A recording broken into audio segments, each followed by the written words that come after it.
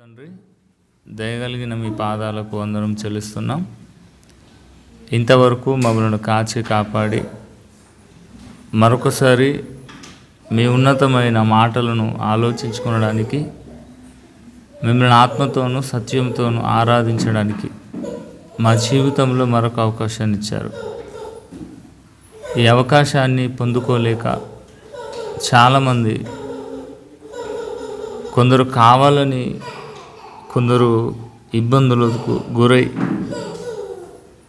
మీ నామాన్ని ఆరాధించలేకపోతున్నారు. జ్ఞాపకం చేసుకోనండి దేవా. ఈరోజు మరి మీ కుమారుడు ఆషేరు ఆపరేషన్ థియేటర్లోకి వెళ్ళాడు. సక్రమంగా ఆపరేషన్ విజయవంతం చేసుకొని తిరిగి మా మధ్యకు క్షేమంగా తీసుకుని రమ్మని మీ పాదాల చెంత వేడుకుంటున్నాం. ఆపరేషన్ చేస్తున్న డాక్టర్కు సమయోచితమైన జ్ఞానాన్ని ఇవ్వండి.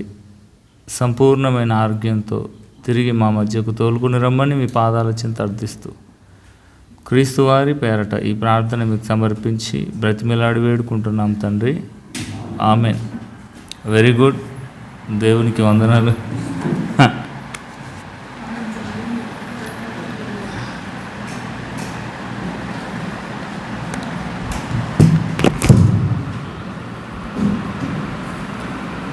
దేవుని పిల్లలారా, మరి దేవుని మాటలను వినడానికి, మరి తండ్రిగా తన నామాన్ని మనం ఆరాధించడానికి ఈ ప్రత్యేకమైన దినంలో దేవుడు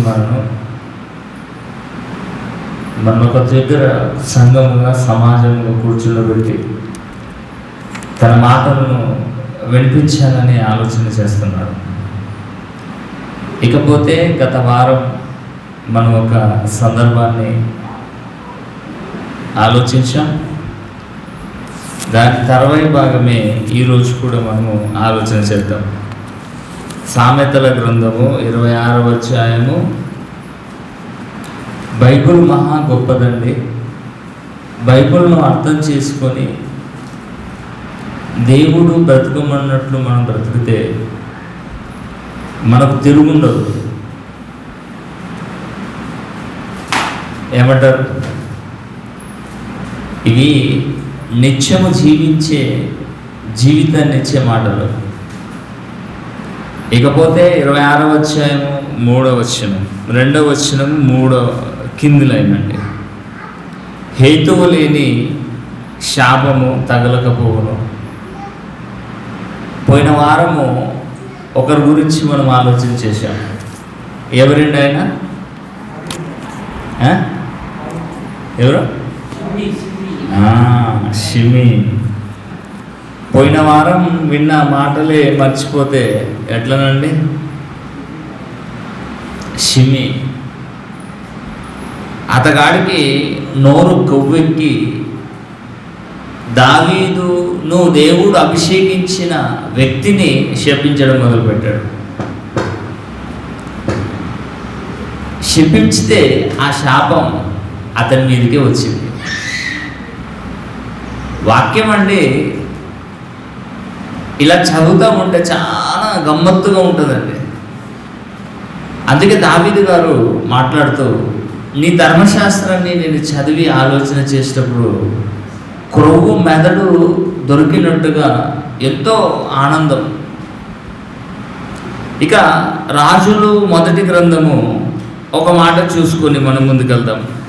షిమి నోరుంది కదని ఎక్కడ పడితే అక్కడ, ఎవరిని పడితే వారిని శపించడానికి పూనుకున్నాడు. చివరికి ఆ శాపము అతని మీదికే వచ్చింది. షిమి లాంటి వారు ప్రపంచంలో కోకొల్లలుగా ఉన్నారండి. దేవుడు ముందే చెప్పాడండి, మనం భయపడకూడదండి. 2వ అధ్యాయము 44వ వచనం, రాజుల 1వ గ్రంథము 2వ అధ్యాయము 44వ వచనం. నీవు మా తండ్రి అయిన దావీదునకు చేసినట్లు నీ హృదయములో మొదలుచున్న కీడంతయు నీకు తెలియను. నీవు చేసిన కీడు, నువ్వు శపించిన శాపం దేవుడు నీ తల మీదికే రప్పించును. చచ్చిపోయాడండి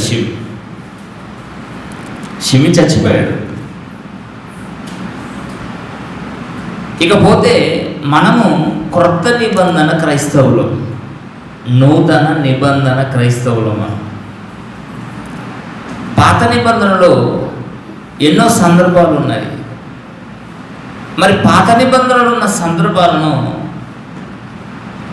ఈ నూతన నిబంధన క్రైస్తవులు ఎలా మనం అర్థం చేసుకోవాలి, ఎలా వాటిని ఉపయోగించుకోవాలి అని అంటే, ఒకప్పుడు దేవుడు కన్నుకు కన్ను, పంటికి పన్ను, దెబ్బకు దెబ్బ, ప్రాణానికి ప్రాణం అన్నాడు. కొత్త నిబంధనలు మొత్తం చేంజెస్ అయిపోయిందండి. నిన్ను కుడి చెంప మీద కొడితే ఎడమ చెంపను కూడా తిప్పమన్నాడు. నిన్నొక్కరు 1 కిలోమీటరు నాతో రమ్మని ఒకవేళ నిన్ను బ్రతిమలాడితే 2 కిలోమీటర్లు వెళ్ళన్నాడు. అంటే శాంతి యుగం, క్షమాయుగం ఈ నూతన నిబంధన క్రైస్తవ్యం. అయినప్పటికీ కూడానండి, క్రైస్తవులకు కూడా ఈ బైబిల్ అర్థం కాలేదు. క్రైస్తవుల కుటుంబాలలోనండి నిజంగా చెప్పాలంటే భయంకరమైన బూతులు, భయంకరమైన శాపనార్థాలు పెడతారండి. దేనికి? ఉత్తిగానే నువ్వు పెడుతున్నావు, కానీ నీ శాపం నీ మీదకి వస్తుంది. యేసుక్రీస్తు ఒక మాట అన్నాడు కదండి. ఎక్కడుంది ఆ మాట? మత్తయి సువార్తలో. మన మాట అవునంటే అవును, కాదంటే కాదు. 5వ అధ్యాయము ఒకసారి ఆ మాటను చదువుదాం. మత్తయి సువార్త 5వ అధ్యాయము 35వ వచనం. 5వ అధ్యాయము 35వ వచనం అండి. 37 చదవండి. మన మాట అవునంటే అవును, కాదంటే కాదు అని ఉండవలెను. ఇక వీటికి మించిన మాట మనం మాట్లాడకూడదు. దుష్టుడు మనం ప్రేరేపించి మాట్లాడిస్తున్నాడు. సాతాను తంత్రములను మనము ఎరగని వారము కాము అని అన్నాడు. ప్రతి ఒక్కరి చేతిలో బైబిల్ ఉంది. ప్రతి ఒక్కరి చేతిలో బైబిల్ ఉంది. ఒకప్పుడు లేవీయులు, యాజకులైన వారి చేతిలోనే ధర్మశాస్త్రం ఉండేది. ఒకవేళ ధర్మశాస్త్రం పఠించాలంటే రాజుల గదులలోనే ఉండేది, సామాన్యులకు అందలేదండి. కానీ ఇప్పుడు బైబిలు లిపి కలిగిన భాషలో ప్రతి ఒక్కరి చేతిలోకి వెళ్ళిపోయింది. దేవుడేమన్నాడు? దివారాత్రులు దానిని ధ్యానించండి, చదవండి, ఆలోచన చేయండి, దీవించబడండి. శివులాంటి వాళ్ళు చాలా కోపంలో ఉంటారని దేవుడు పాత నిబంధనలోనే చెప్పారండి. కొన్ని వచనాలు మనము జ్ఞాపకం చేసుకుందాం ఇప్పుడు. ఆ కోవలో విన మనమేమైనా ఉన్నామా? నేనైనా మీరైనా. ఒకవేళ ఆ కోవలో ఉంటే ఈ మాటలు విన్న తర్వాత ఆ కోవలో నుండి మనం బయటికి రావాలి. కీర్తనల గ్రంథము 59వ అధ్యాయము, కీర్తనల గ్రంథము 59వ అధ్యాయము 12వ వచనాన్ని మనం జాగ్రత్తగా చదువుదాం. 59వ అధ్యాయము 12వ వచనం ఏమంటున్నాడండి? వారి పెదవుల మాటలను బట్టి, వారి నోటి పాపమును బట్టి, వారు పలుకు శాపములను బట్టి, అబద్ధములను బట్టి వారు తమ గర్వములో చిక్కుబడుదురుగాక అన్నాడు. గర్వంతోనే మాట్లాడతారండి, తెలుసండి. గర్వం. నా ఇష్టం ఉన్నట్టు మాట్లాడతాను, నువ్వెవడివి అన్నట్టు.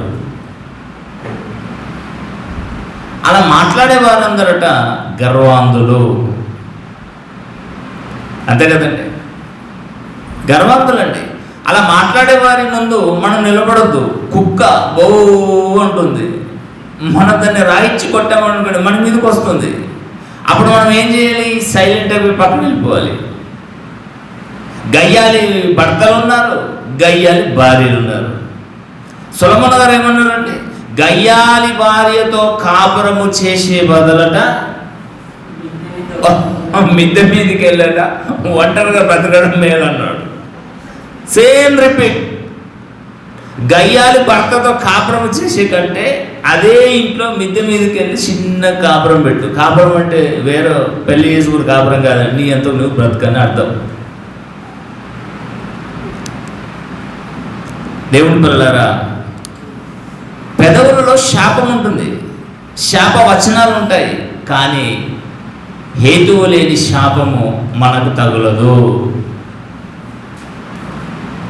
దేవుడు ఇవన్నీ మనకి ఎందుకు రాయించాడంటే, నాయన మీరు బ్రతుకుతున్న సమాజము మంచిది కాదు. అలాంటి క్రైస్తవులు, క్రీస్తును ధరించిన వారు కూడా దారి తప్పిపోతున్నారు. వారితోనే జాగ్రత్త. యేసుక్రీస్తు వారండి పులులతో, సింహాలతో, మృగాలతో జాగ్రత్త అని చెప్పలేడు. ఏమన్నాడు తెలుసా అండి? మనుష్యులను గూర్చి జాగ్రత్త పడండి.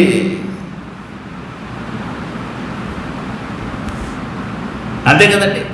వారి పెదవుల మాటలను బట్టి, వారి నోటి పాపమును బట్టి, వారు పలుకు శాపములను బట్టి, అబద్ధములను బట్టి వారు తమ గర్వములో చిక్కుబడుదురు.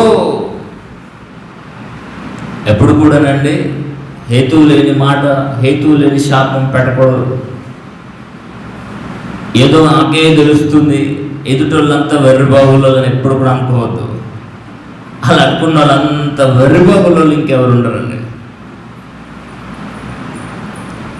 109వ అధ్యాయము కీర్తనల గ్రంథము, 109వ అధ్యాయము కీర్తనల గ్రంథము 17వ వచనం నుంచి మనం చదువుతూ ఉంటే, 109 కీర్తనల గ్రంథము 17వ వచనం నుంచి అండి. ఏంటండి? శపించుట వాళ్ళకట ప్రీతట, ఇష్టం. నీకేంటి కావాలి అంటే, పిల్లలు అంటే ఏమంటారు, నాకు చాక్లెట్ అంటే ప్రీతి ఇష్టం అంటారు, లేదా కొందరు ఐస్ క్రీమ్ అంటారు, కొందరు ఏ పప్పు అండి, లాలీపప్పు. లాలీపప్పును ఇష్టపడని వారు ఎవరు లేరు. లాలీపప్పు అంటే పిల్లలకు చాలా ప్రీతికరం. ఈ లాలీపప్పు పిల్లలకి ఎలాంటైతే ప్రీతికరమో, ఈ గర్వాంధపు మనస్తత్వం గలవారి కంటే శపించడం చాలా ప్రీతికరం అంట. ఒక ఆవిడ ఉండేది లేండి వెనకటికి, భర్తను కాల్చక తినేస్తుంది. పొయ్యిలో కుర్రాయి పెట్టినట్టుగా కాల్చేస్తుందండి. నువ్వు నాలాగా లేవు, నువ్వు ప్రార్థన చేయవు, నువ్వు అది చేయవు, ఇది చేయవు. ఏంటన్నది దరిద్రం. కాకపోతే నీకు వస్తే నువ్వు చెయ్యు, నీకు వస్తే నువ్వు చెయ్యు. నీ ప్రవర్తన చూసి నీ భర్త మారాలి. అందుకే దేవుని పిల్లలారా, ఈ రోజుల్లో వయసు ఎక్కువగా డిస్టెన్స్ను చేసుకోకూడదు. తెలుసు కదండి, పెళ్లి చేసుకున్న పిల్లలు మహా అయితే 2-3 అంతే డిస్టెన్స్ ఉండాలి. నా చిన్నతనంలో 15-16 సంవత్సరాలు డిస్టెన్స్ చేస్తే ఈవిడనేమో యవనస్రాలుగా ఉంటుంది, ఆవిడనేమో ఆయనేమో ముసలోడు అయిపోతాడు. అప్పుడు ఉంటుందండి పోటీ. ఎలాంటి పోటీ?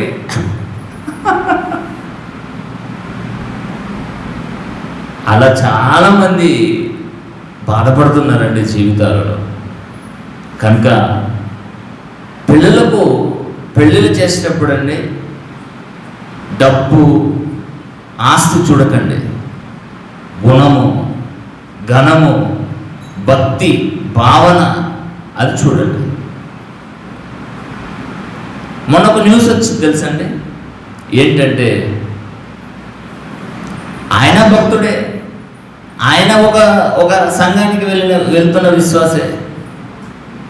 ఆయన కొడుకుకు గవర్నమెంట్ జాబు రానప్పుడు ఏదో సరిపోద్ది అన్నట్టుగా ఉన్నాడు. గవర్నమెంట్ జాబ్ వచ్చిన తర్వాతనండి 50 నుండి 1 కోటి వరకు ఏం చేస్తున్నాడు? కట్నం, లంచం. అది క్రైస్తవులేనా? క్రైస్తవుడు కట్నం తీసుకోవచ్చా? క్రైస్తవుడు కట్నం ఇవ్వచ్చా? ఎక్కడుందండి? బేరాలు కుదుర్చుకుంటున్నారు. బేరాలు మార్కెట్లో గేదెను పెట్టి ఒకటోసారి రెండోసారి అన్నట్టుగా 50 నుంచి 1 కోటి. దేవుని పిల్లలారా, వీరు నిజంగా క్రైస్తవులేనండి. వీరిని చూసి, వీరి ప్రవర్తన చూసి ఇతరులు క్రీస్తును నమ్మడానికి దూరమైపోతున్నారు. అమ్మేస్తావా నీ కొడుకును? గేదెను అమ్మేసినట్టు, బర్రెను అమ్మేసినట్టు. 1 కోటి రూపాయలకు అమ్మ. ఏముంది నీ కొడుకులో?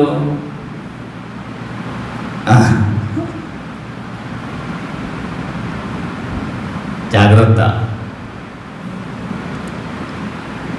వారి నోటినట శపించడం అంటే చాలా ప్రీతికరం అట.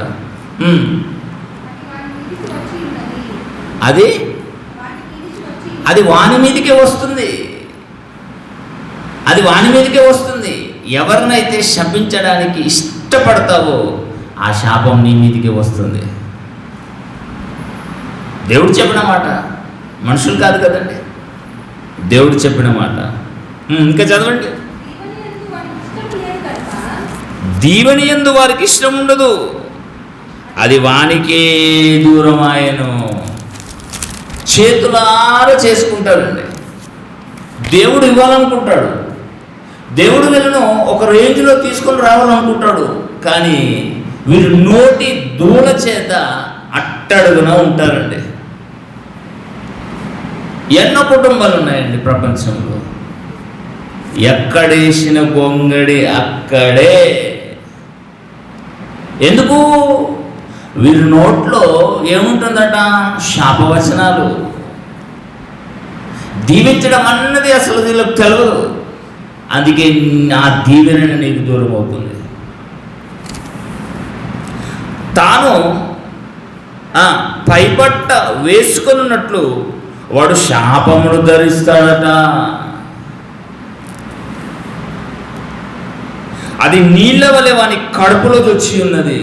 ఎదుటోని శపించడం, ఆ శాపము మనలోకి వచ్చేసి కడుపులో నీళ్ళలాగా ప్రవహిస్తుందంట.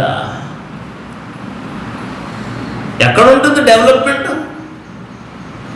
ఎక్కడ వర్ధిల్లత ఉంటుంది చెప్పండి? మనం విన్నాం, నేర్చుకున్నాం కదండి గూగుల్ మీట్లో. నాలిక బెత్తడే. అవయవాలలో నాలిక చిన్న సైజే, కానీ సర్వ మాలిన్యాన్ని కలిగిస్తుంది నాలుగే. ఈ ప్రకృతి చక్రానికే చిచ్చు నరకాగ్నికి దారితీస్తుంది.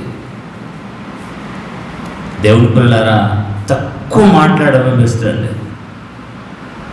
దేవుడు కూడా ఏమన్నాడంటే, వినటకు వేగిరపడదాం, మాట్లాడటకు నిదానించాలి.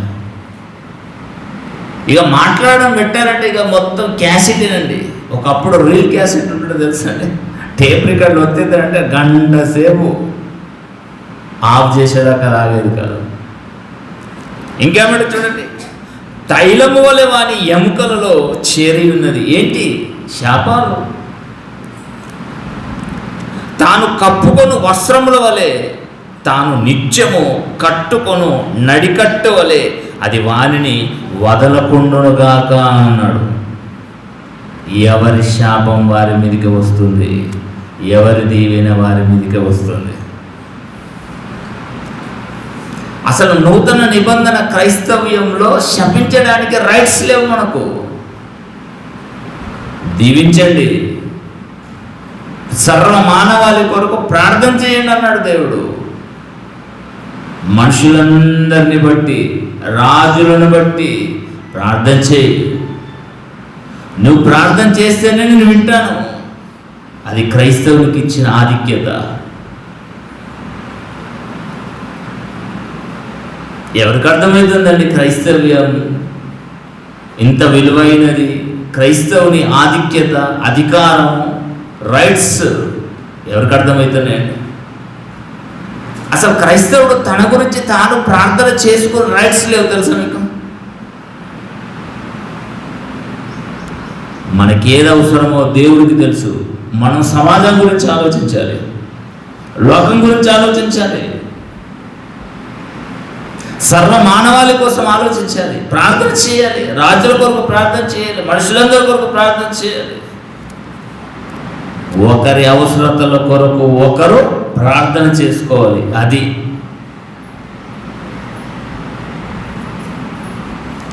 109:28 వచనం చూడండి. 28 వచనం, వారు శపించుచున్నారు కానీ నీవు దీవించుదువు, వారు లేచి అవమానం పొందెదరు కానీ నీ సేవకుడు సంతోషించును. దీవించండి. సత్యమైతే సమస్త మనుష్యులతో ఏమన్నాడు? సమాధానంగా ఉండమన్నాడు. యేసుక్రీస్తు లేచి శిష్యుల యుద్ధకు వచ్చినప్పుడు ఏమన్నాడండి? మీకు సమాధానం కలుగునుగాక అన్నాడు. పరిశుద్ధాత్మ దేవుడు కూడా సమాధానానికి కర్త, అల్లరికి కర్త కాదు. గోపెట్టడాలు, అల్లర్లు చేయడాలు, దుంకడాలు, గెంతడాలు అది పరిశుద్ధాత్మ దేవుడికి నచ్చదు. ఇప్పుడు చూడండి, పిల్లలు పాఠం నేర్చుకోవాలంటే టీచర్ గారు చెప్పినప్పుడు స్లో మోషన్, ఎటువంటి డిస్టర్బెన్స్ కలగకుండా పాఠం చెప్తే పిల్లల మైండ్లోకి ఎక్కుతుంది. పాయిజన్ లాగా, ఇంజెక్షన్.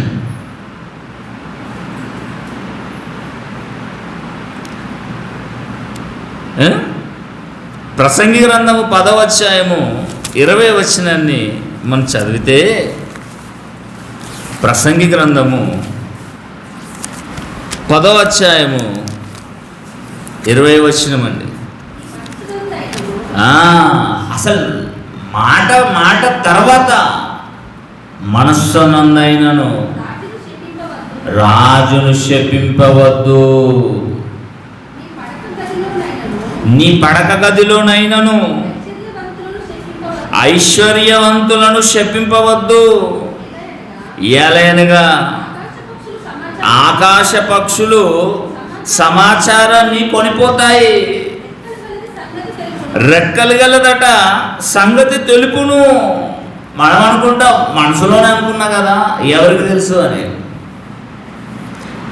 అంతే కదండి, మనసులో ఉన్నది, హృదయ అంతరంగము దేవుడికి తెలుసు. ఒకప్పుడండి ఒక ఆడ ఒక మగ కలిసి చేస్తే వ్యభిచారం అన్నారు. క్రొత్త నిబంధనకు వచ్చేసరికి ఒక ఆడవారైనా ఒక మగవారైనా మనసులో ఊహించుకుంటేనే అది వ్యభిచారం అయిపోయింది అన్నాడు. ఒకప్పుడు కత్తితో పొడిస్తే నరహత్య, కానీ ఇప్పుడు క్రొత్త నిబంధనలో సహోదరుడు సహోదరుని, సహోదరుని సహోదరి సహోదరుని ద్వేషించితేనే నరహంతకులు. ఎంత చేంజెస్ వచ్చిందండి. శపించడం తర్వాత మాట, అసలు మనసులో కూడా అనుకోవద్దట. మనసులో కూడా దరిదాపుల్లో రాకూడదు. ఐశ్వర్యవంతులు, వాడికి ఉందండి, వాడు నీకెందుకు? ఎవరంటే టాటా రత్నం గారు చనిపోయాడు కదండి, అంబానీ గారు, వాళ్ళ తండ్రులు తాతల తరంలో పోయి కేవలం సైకిల్ తొక్కేవారు. వాళ్ళు కష్టపడ్డారు. ఎప్పుడు చూడండి చార్టర్డ్ ఫ్లైట్లో తిరుగుతున్నారు. కష్టపడ్డారు.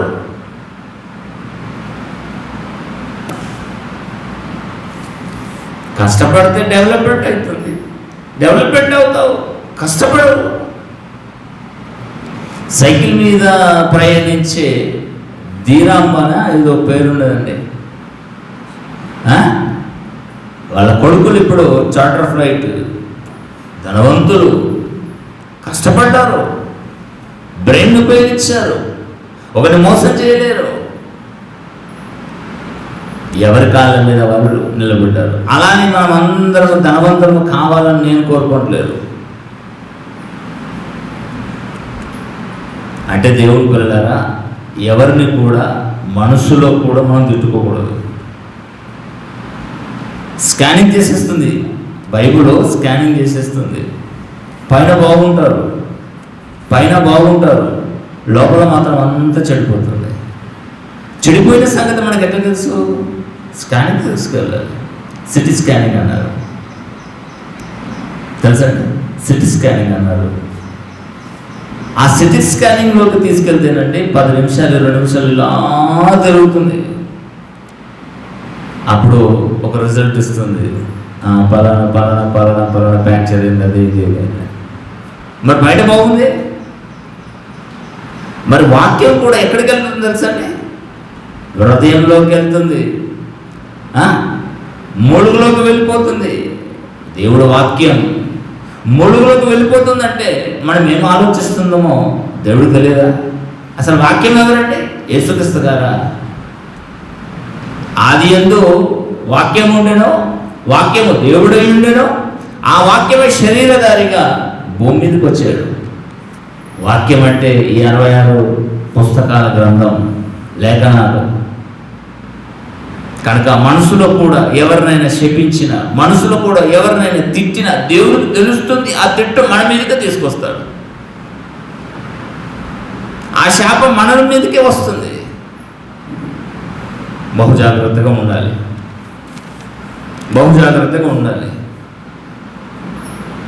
ఉన్నోళ్ళు ఏడుస్తారండి ఈరోజు, తెలుసా? ఎందుకంటే ఏడవడం? వాణిలో ఉన్నతనం రావాలంటే కష్టపడాలి. సోమరులు కదండి, పడుకుంటారు, పనులు చేయరు. నువ్వెక్కడ డెవలప్మెంట్ అవుతావు? కష్టపడాలి. ఈరోజు గవర్నమెంట్ ఉద్యోగాలు సంపాదిస్తున్నారంటే చిన్ననాట నుండి కష్టపడుతున్నారు, చదువుతున్నారు, జాబులు కొడుతున్నారు, టాలెంట్ ఉపయోగించుకుంటున్నారు కదండి. లూకా సువార్త 6వ అధ్యాయము, లూకా సువార్త 6వ అధ్యాయము 28వ వచనాన్ని మనం చాలా జాగ్రత్తగా చదివితే, ఇది నూతన నిబంధన. మిమ్మల్ని శపించిన వారిని దీవించండి, మిమ్మల్ని బాధించే వారి కొరకు ప్రేర్ చేయమన్నాడు. నిన్ను ఒక చెంప మీద కొట్టిన వారిని 2వ చెంప కూడా తిప్పన్నాడు. నీ పైబట్ట ఎవరన్నా ఎత్తుకొని పోతారు చూడండి. అరే పైబట్ట తీసుకుంటున్నావు కదా, నా అంగి కూడా తీసుకొని ఆయన ఇచ్చేసారు. అప్పుడప్పుడు ఎవరైనా కాల్ చేస్తారు కదండి, మాట్లాడుతూ ఉంటే ఒకటే చెప్తానండి, ఊకున్నంత ఉత్తమం లేదంటాను. ఊకునడమే, ఇలా వినాలి, పడేయాలంతే. మాట్లాడితే ఎంత ఎనర్జీ వేస్ట్ అయితే తెలుసండి మీకు. దేవుడు నిజంగా ఒక్క మాటకు ₹1 కట్టండి అంటే ఎవరైనా మాట్లాడతారండి? ఈరోజు చూడండి, కరెంట్ ఎంత కాలితే అంత మీటరు మనం ఛార్జెస్ కట్టాలి. అందుకే చాలా జాగ్రత్తగా ఉపయోగిస్తారు. దేవుడు కూడా, నాయన మీరు ఒక మాటకు ₹100, ఒక మాటకు ₹1 అని పెట్టిననుకోండి, పెరిగిపోతూ ఉంటుంది. మనము చేసిన డబ్బంతా, కష్టపడ్డ డబ్బంతా ఎక్కడికి? దేవుడికి. లేకపోతే సైలెంట్ అయిపోతారు. టీవీ చూడండి, మూడ్లో పెడతారు. అప్పుడప్పుడు బొమ్మ కనబడుతుంది, ఎగురుతుంది, డ్యాన్స్ చేస్తుంది, కానీ సౌండ్ మాత్రం కూడా. ఎందుకంటే మూడ్లో పెట్టాం. నోటిని కూడా మూడ్లో పెట్టుకోవాలి అప్పుడప్పుడు.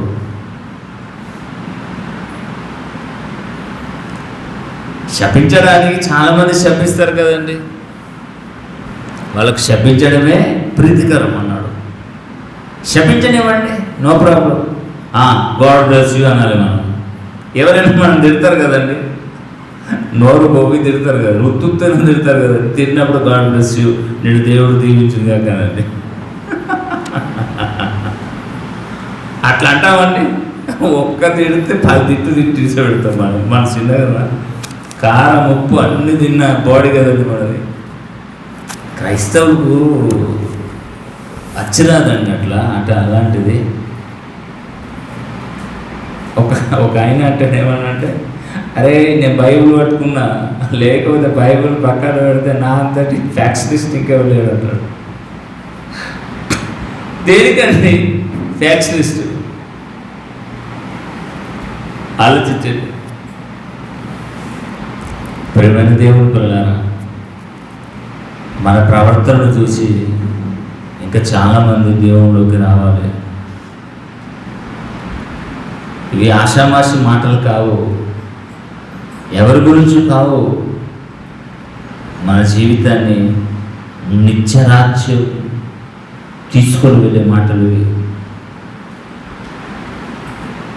కనుక దేవుడు పిల్లలారా, ఎవరైనా తిడతారో తిట్టనివ్వండి. దావీదుని తిట్టాడు. షిమి ఏమన్నాడంటే చీపోడు అన్నాడు. దావీదు ఏమని అన్నాడు? తిట్టనివ్వు, వాడికి దేవుడు సమయం ఇచ్చాడేమో, తిట్టనివ్వు, ఆ తిట్లే నాకు వరం, ఆడికి శాపం. దావీదంతటి పెద్ద మనిషి, అభిషేకింపబడిన వాడే షిమి తిట్టున్నాడు, తిట్టని, నో ప్రాబ్లం అన్నాడు. యేసుక్రీస్తు వారు కూడా అదే మాట అంటున్నాడు. దావీదు గోత్రంలో నుండి వచ్చినవాడు కదా యేసుక్రీస్తు వారు. దావీదు గారు చెప్తే మనం విన్నా వినకపోయినా ప్రక్కన పెడితే, యేసుక్రీస్తు వారు చెప్పిన మాత్రం మనం వినాలండి. మిమ్మల్ని శపించు వారినట శపించకూడదు, వారిని దీవించాలి. అలా శపించినంత మాత్రాన మనకి ఏం కలగదండి. అందుకే హేతువు లేని శాపమట కలగదు, మన వెంట్రుకి కూడా తెగదండి. కాలి గోటికి కూడా పనికిరాదండి. భయపడతారండి పాపం. మీకు ఒక విషయం చెప్పమంటారండి, ఆడబిడ్డల శాపం కూడా కలుగుతారట. ఎంతమంది నమ్ముతారు చెప్పండి? ఆడబిడ్డల శాపం పడి తగ్గుతాయట. అలా అంటే నిజంగానే మా ఇంట్లో నా తోడ పుట్టిన వాళ్ళు చాలామంది ఉన్నారు, 6. వాళ్ళకు నోరు ఇట్లా ఎక్కువ వచ్చినప్పుడు వాళ్ళు వచ్చేసి తిట్టేసి మట్టి పోసిపోతారు, తింటారు, తిట్టిపోతారు, అన్నీ చేయించుకుంటారు, ఆ తర్వాత వేసిపోతారండి. ఇప్పటికి కూడానండి ఒక్క మట్టి కూడా నాకు తగలలేదు. ఆ మట్టి వాళ్ళకే తగిలింది. నేను తర్వాత చెప్పినాను. నేను ఒకరోజు పోసాము తెలుసా? అవుతామ్మా పోసాను, ఇది నీకు కలిగింది. నేను మాత్రం నీట్. ఆడబిడ్డలు ఉసురట పోసుకోవద్దట. ఏం ఉసురు పోసుకుంటాం? చక్కగా కట్నం ఇచ్చి కానుకలు ఇచ్చి పెళ్లి చేసిన తర్వాత ఇంకెందుకు, నీ సంసారం నువ్వు చూసుకుంతే, నీ భర్త, నీ ఇల్లు, నీ వాకిలి నువ్వు చూసుకో, ఇక మా దగ్గరికి రాకంతే, అవసరం లేదు.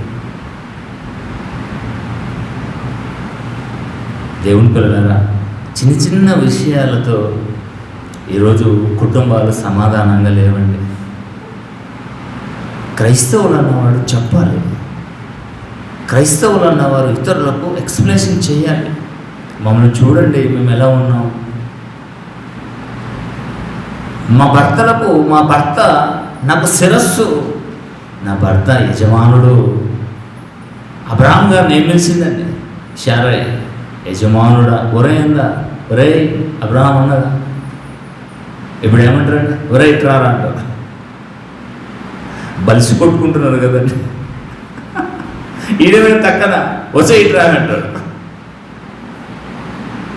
ఉమ్ము ఆకాశం మీద ఉమ్మేస్తే ఆ ఉమ్మ ఎక్కడ పడుతుంది? మన మీద పడుతుంది. ఇవన్నీ క్రైస్తవులకు అవసరం లేదంటారా? మన నిజ జీవితంలో జరగట్లేమంటారా చెప్పండి? మా జీవితంలో అస్సలు జరగట్లేవండి ఇటువంటి చేతులెత్తండి. ఎవరు జరిగాయి, ఇక నుంచి జరగకూడదు, ఇక నుండి జరగకూడదు. దేవుని పిల్లలారా, మనము సమాజంలో ఉన్నాం. లోకానికి వేరే, మురుకులో పోయిన లోకానికి వేరే, రక్షణలోకి రండి అన్నాడు. రక్షణలోకి వచ్చాం, కానీ ఆ సమాజం మధ్యనే మనం ఉన్నాం. లోతు తన నీతిగల మనస్సును దినదినము బాధించుకుంటే వస్తున్నాడు. సొదొమ గొమొర్రా మధ్య కాపురం ఉన్నాడు. మరి మనం ఎక్కడున్నాం? కాపురం ఎక్కడున్నాం? వారి మధ్యనే ఉన్నాం.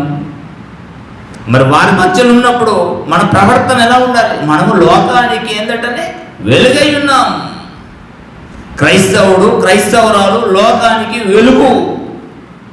క్రైస్తవుడు క్రైస్తవురాలు లోకానికి ఉప్పు. అన్నేసి చూడు నన్నేసి చూడందట ఉప్పు. నువ్వెన్ని మసాలాలు వేసినా, బిర్యానీ మసాలాలు వేసినా, ఆ మసాలాలు వేసి వేసినా నన్ను వేయకపోతే నువ్వు ఎలా తింటావు అన్నదట. ఛాలెంజ్ చేసిందట. చిట్కెలు వేసుకుంటూ ఉప్పు. ప్రతి ఒక్కరికి క్రైస్తవుడి అవసరత పడుతుంది. ఎందుకు తెలుసా? రాజులను దీవిస్తాం మనం, సమస్త మనుషులను దీవించాలి, మనం ప్రార్థన చేయాలి. ఆ రైట్స్, ఆ హక్కు, ఆ అధికారం దేవుడు క్రైస్తవులకు పెట్టాడు. ఇంత గొప్ప వారమైన మనము జయించుకోలేకపోతున్నామంటే మనదో బ్రతికేనా? కఠినంగా ఉందా? బాధ అనిపిస్తుందా? అనిపించాలి. మరి గుర్తుకు రావాలి. దారి తప్పిపోయినప్పుడు కరెక్టే కదా, దేవుడు చెప్పాడు కదా, అవును కదా, సరి చేసుకోవాలి. రోమీలకు రాసిన పత్రిక 3వ అధ్యాయము, రోమీలకు రాసిన పత్రిక 3వ అధ్యాయము 10వ వచనం నుంచి చదువుదామండి. రోమీలకు రాసిన పత్రిక 3వ అధ్యాయము 10వ వచనం నుంచి.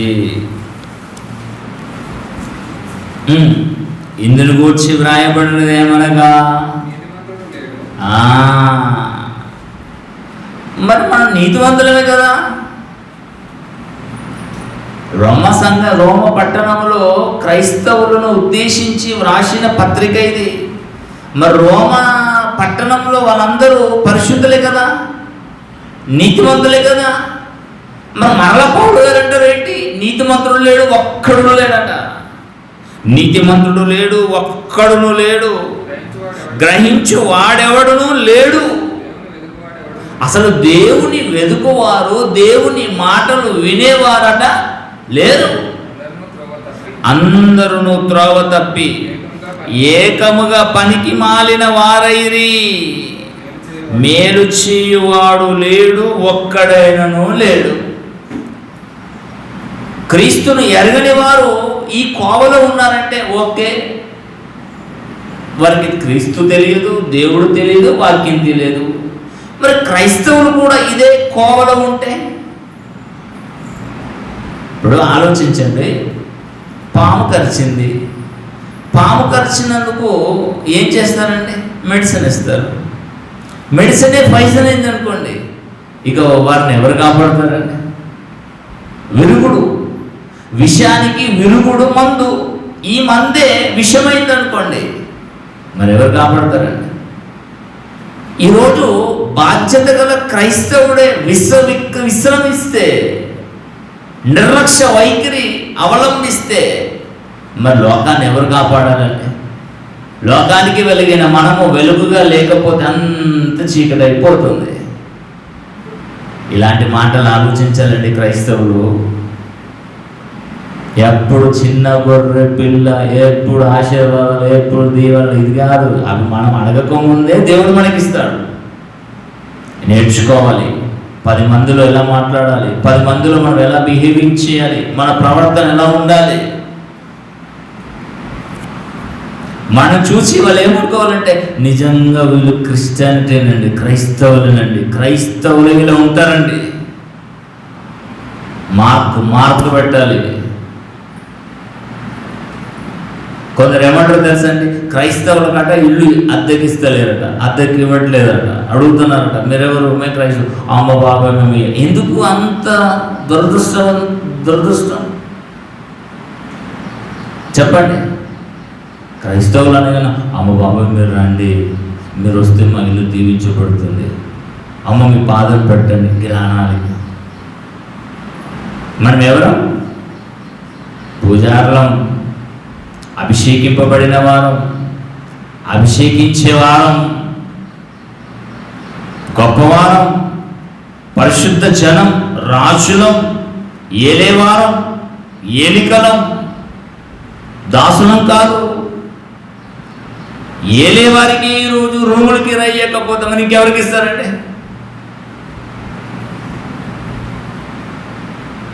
బాధ అనిపిస్తుందండి ఇవన్నీ వింటూ ఉంటే, చాలా బాధ అనిపిస్తుంది నాకు. మిమ్మల్ని బట్టే కదా అన్యుల మధ్య, దేవుడు తెలియని వారి మధ్య నా నామం దూషింపబడుతుందండి. ఇదే కదా.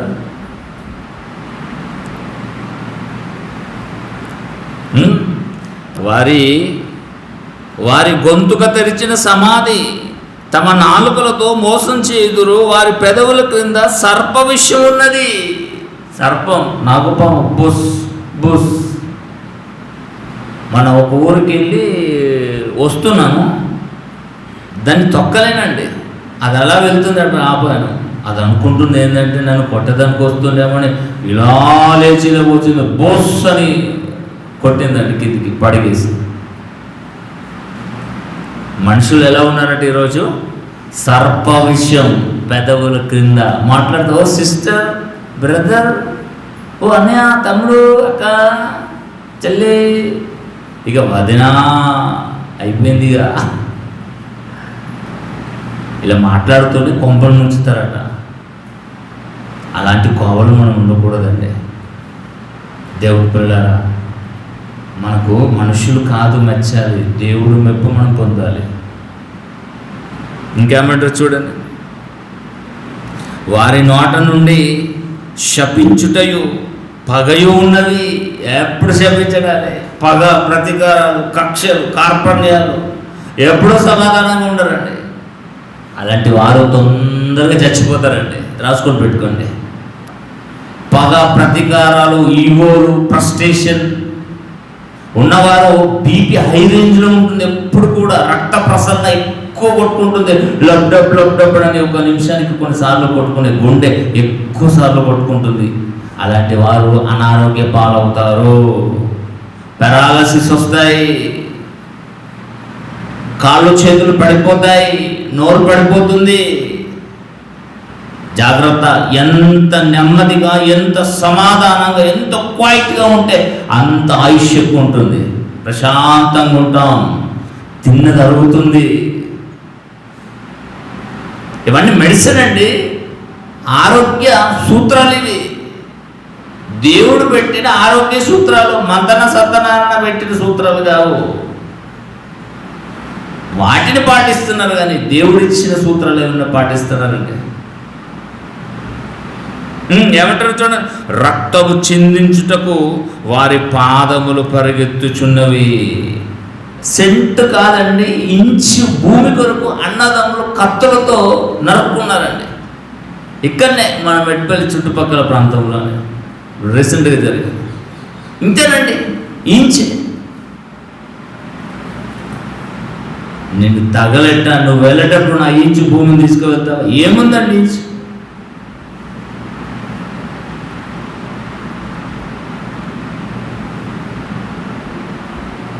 కక్షలు, కార్పణ్యాలు, నేనెంత అంటే నువ్వెంత, నువ్వెంత అంటే నేనెంత. తగ్గుముఖము లేదండి. ప్రతి ఒక్కరికి హెచ్చించుకునే గుణాలే. పుండు మీద కారం పొడి చల్లితే ఎంత మంట అవుతుందో. మనుషులండి రెచ్చగొట్టే మాటలే మాట్లాడతారు.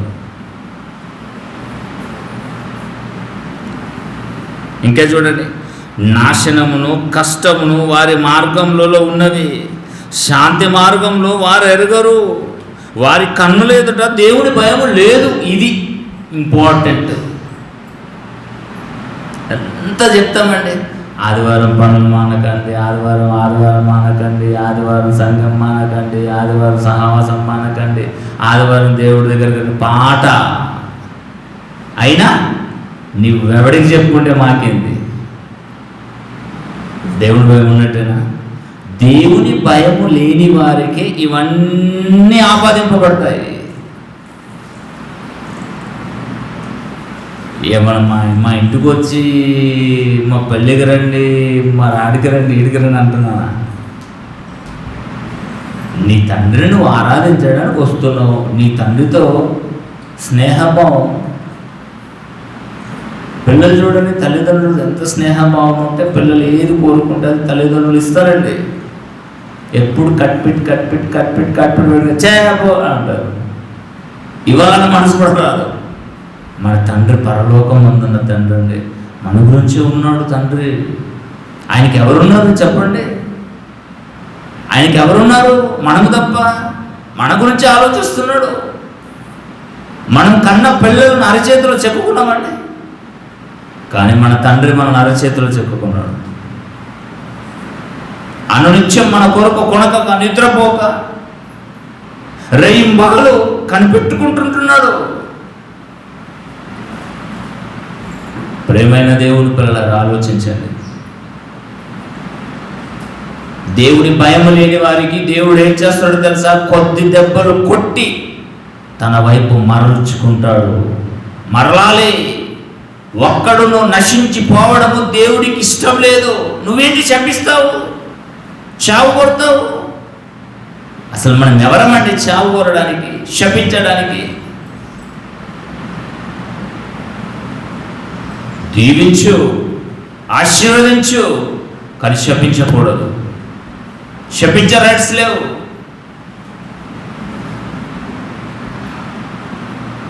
రోమీలకు రాసిన పత్రిక 12వ అధ్యాయము. రోమీలకు రాసిన పత్రిక 12వ అధ్యాయము 10వ వచనం నుంచి చదువుదామండి. 10వ వచనం నుంచి 12వ అధ్యాయము 10వ వచనం. సహోదర ప్రేమ విషయములో ఒకని యందొకడు అనురాగము గలవారై ఉండాలి. ఘనత విషయములో ఒకనినొకడు గొప్పగా ఎంచుకోనండి. ఆసక్తి విషయంలో మాంద్యులు కాక ఆత్మయందు తీవ్రత గలవారై ప్రభువుని సేవించండి. నిరీక్షణ గలవారై సంతోషించుచు శ్రమయందు ఓర్పు గలవారై ప్రార్థనయందు పట్టుదల కలగాలి. ఒకరికొకరు హెచ్చించుకునడం కాదు, తగ్గించుకోవడం. అమ్మాయి నువ్వే గొప్పదండి, సూపర్. ఏమండి నీవే గొప్ప. లాలన మాటలు రావండి. నువ్వెంత అంటే నేనెంత. కొంపలు కొళ్ళేరైపోయి విడాకుల దాకా వచ్చి ఎక్కడికి లాయర్లను బ్రతికిస్తున్నారు ఈరోజు. పోలీసు వ్యవస్థను బ్రతికిస్తున్నారు ఈరోజు. అనురాగం ఉండాలి, ప్రేమ, సాత్వికము, ఓర్పు, క్షమాగుణం, తగ్గించుకునే జీవితము. ఇవన్నీ దేవుని పిల్లల ప్రతి ఒక్కరిలో ఉండాలి. భర్తలారా మీ భార్యను ఏమన్నాడు? ప్రేమించాలి.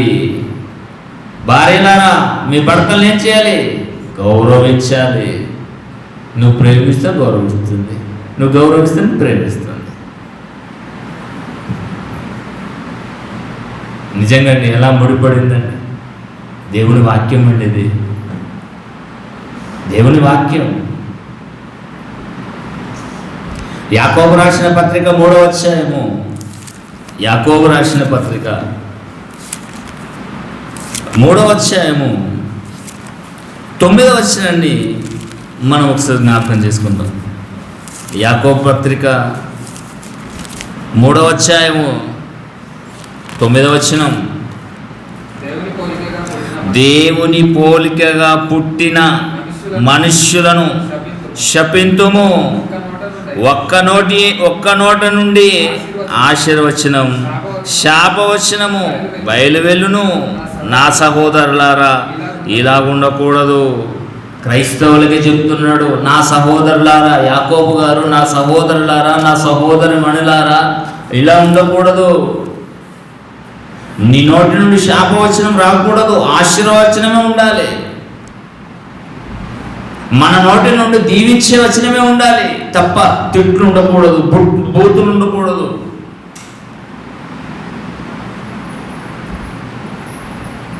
ఇంకేమంటారు చూడండి,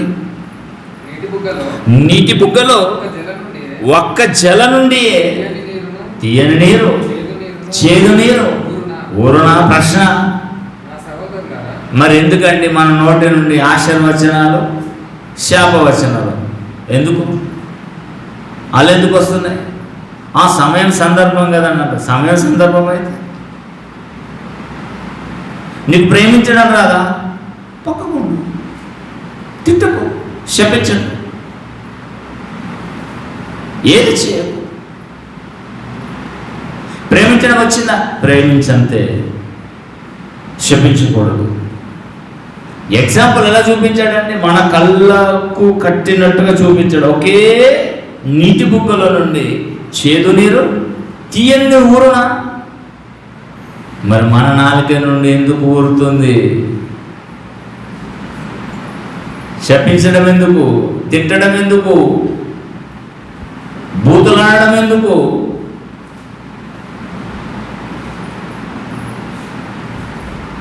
ఒకప్పుడు అండి చర్చ అయిపోయిన తర్వాత పిల్లలే వేప చెట్టు కింద భయంకరమైన బూతులండి, కర్ర పట్టుకొని ఒక్కొక్కరిని చీల్చి చెండాలనిపించింది. కానీ కొట్టారని మళ్ళా ఇచ్చేస్తారు కానీ అబాటం వేస్తారు కదా. జాగ్రత్త పిల్లలారా, ఒరై తొరై అని మాట్లాడుకున్నారంటే నాలుకే ఎవరు? దేవుడు. నేను గారు అన్నయ్య, తమ్ముడు అని పిలవాలి, అక్కయ్య, చెల్లెమ్మ అని పిలవాలి. పిలుస్తారా? కనుక దేవుని పిల్లరా, హేతువు లేని శాపం మాకు కలగదు. ఒకటి మాత్రం కలుగుతుందండి చివరిగా. ఇక పాట ముగింపు, హేతువు లేని శాపం తగలదు, కానీ ఒకటి చెయ్యకపోతే శపించబడతామండి ఎవరైనా. కొరింథీయులకు రాసిన మొదటి పత్రిక 16వ అధ్యాయము 22వ వచనం. కొరింథీయులకు రాసిన మొదటి పత్రిక 16వ అధ్యాయము 22 అండి. మొదటి కొరింథీయులకు రాసిన పత్రిక 16వ అధ్యాయము. ఎవరైనాను అని అన్నాడు. క్రీస్తు రక్తంలో కడగబడిన ఆడ మగ ఎవరైనాను ప్రభువును ప్రేమించుకుంటే వారు శపింపబడతారు తప్ప నోరెక్కువై మట్టి పోసిన శపించిన ఏమన్నా కాలి గోటికి కూడా తగలదండి. రాసుకొని పెట్టుకోండి. కానీ ఒకటే, ప్రభువును ప్రేమించండి అని అన్నాడు. దేవుడు మనం ప్రేమిస్తున్నాడా లేదా? యేసుక్రీస్తును మనం ప్రేమిస్తున్నాడా లేదా? పరిశుద్ధాత్మ దేవుడు మనం ప్రేమిస్తున్నాడా లేదా? మరి మనము కూడా వారు మనల్ని ప్రేమించిన ప్రకారంగా మనము వారిని ప్రేమించకపోతే శపింపబడతాము. ఇదొక్కటి మాత్రం కన్ఫర్మ్ అండి. ప్రేమ ఏం చేస్తుంది? అనేక దోషములను, పాపములను ఏం చేస్తుందట? కప్పిస్తుంది. ప్రేమ లేనివాడట ఎవరండి? దేవుడు వాడు కాదు. దేవుడు ప్రేమ స్వరూపి. ఆ స్వరూపము కలిగిన మనము కూడా ప్రేమ స్వరూపాలుగానే బ్రతకాలి. దేవుని ప్రేమించాలి. దేవుడిచ్చిన ఆజ్ఞలు గైకొనాలి. దేవుడు ఏ మాట అయితే 66 పుస్తకాలలో చెప్పాడో తూచా తప్పకుండా పాటించాలి. పాటించని వాడు ఏమైపోతారో? శపింపబడతారు. ఇందులో ఏం అనుమానం లేదండి. దేవుని పిల్లరా, ఈరోజండి నేను నిజామాబాద్లో ఉండాలి. ఈరోజు నిజామాబాద్లో ఉండాలి. మా బామ్మడిది గారికి ఆపరేషన్ ఈరోజు. ఒకటేనండి తెలుసా, పీక కత్తి మీద పడ్డా, కత్తి పీక మీద పడ్డా, ఆదివారం వచ్చిందా తండ్రి సన్నిధికి వెళ్ళాలి, ఆత్మతో సత్యంతో ఆరాధించాలి. వారం రోజులు చేసిన కల్మషం, కుళ్ళు కుతంత్రాలు, మలినాన్ని కడుక్కోవాలి. అదే ఆదివారం దినం సంఘంగా సహవాసంగా అపోస్తల బోధ యందు, సహవాసమందును, రొట్టె విరుచుట యందును, ప్రార్థన చేతి యందును తెగిపోకుండా ఉండాలి. అలా ఉన్నవారే దేవుడిని ప్రేమించిన వారు. సంఘమే ఎత్తబడుతుంది ఒకరోజు. సంఘమే పరదేశి, సంఘంలోనే శాంతి, సంఘంలోనే సమాధానం, సంఘంలోనే పరలోకం.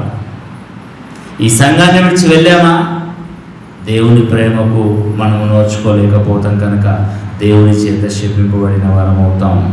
వాక్యం చదవకపోయినా దేవుని చేత శపింపబడిన వారం అవుతాం.